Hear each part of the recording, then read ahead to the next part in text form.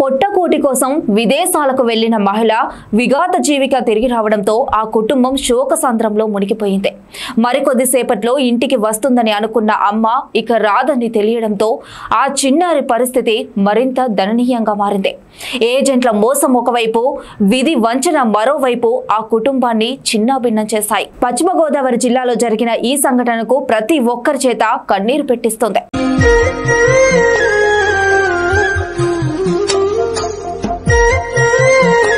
భర్తకు చేదోడు వాదోడుగా ఉండాలని, కన్న బిడ్డలను బాగా చదివించుకోవాలనే తపనతో అప్పులు చేసి జీవనోపాధి కోసం ఆమె మస్కట్ వెళ్లారు. అక్కడ ఇబ్బందులు తాళలేక స్వగ్రామానికి తిరిగి వస్తూ గుండెపోటుతో మార్గం మధ్యలో బస్సులోనే మృతి చెందారు. ఈ విషాద ఘటన ఆలస్యంగా వెలుగులోకి వచ్చింది.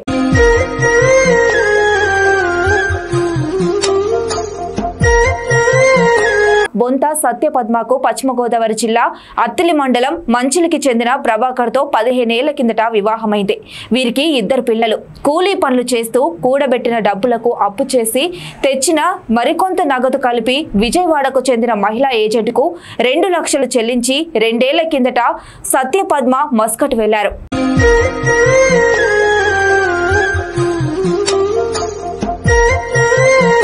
అక్కడి యజమానుల ఇబ్బందులకు తోడు ఆరోగ్యం క్షీణించడంతో తిరిగి వెళ్లిపోతానని 6 నెలలుగా మొరపెట్టుకుంటున్నారు. ఆమెను వెనక్కి పంపించాలని భర్త ఎన్నోసార్లు ఏజెంట్ను వేడుకున్నా కరగలేదు. మరో 2 లక్షలు చెల్లించాలి అనడంతో మూట చెప్పారు.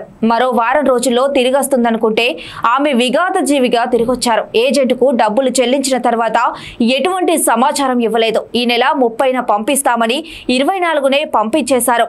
ఆమెకు ఆరోగ్యం బాగోలేదని తెలిసి కూడా మాకు చెప్పలేదు.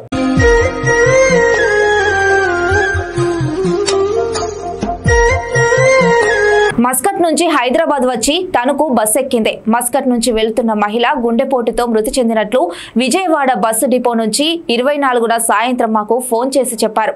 ఆరోగ్యం బాగోలేదని చెప్పినా దగ్గరుండి చూసుకుంటానని నమ్మబలికి ఏజెంట్ 3 నెలలు ఆమె దగ్గర పెట్టుకుని ఇబ్బందులకు గురి చేసింది అని సత్యపద్మ భర్త ప్రభాకర్ కన్నీటి పర్యంతమయ్యారు.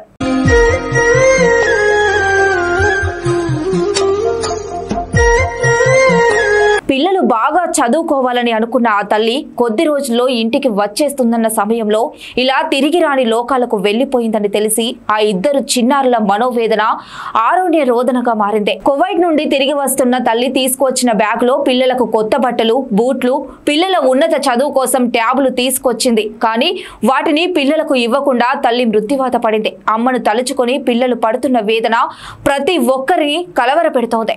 ఏజెంట్ల నిర్లక్ష్యం వల్లే తమ బిడ్డ చనిపోయిందని మృతురాలు తరపు బంధువులు ఆరోపిస్తున్నారు. తమ బిడ్డకు ఆరోగ్యం బాగాలేదని తెలిసినా కూడా ఏజెంట్లు తన వద్ద 2 లక్షల రూపాయలు తీసుకొని తమకు ఎటువంటి సమాధానం చెప్పకుండా పంపించడం వల్లనే ఇంత అనర్థం ఏర్పడిందని వారు అంటున్నారు. ప్రభుత్వం తగు విధంగా చర్యలు తీసుకొని తమ కుటుంబాన్ని ఆదుకోవాలని వారు కోరుతున్నారు.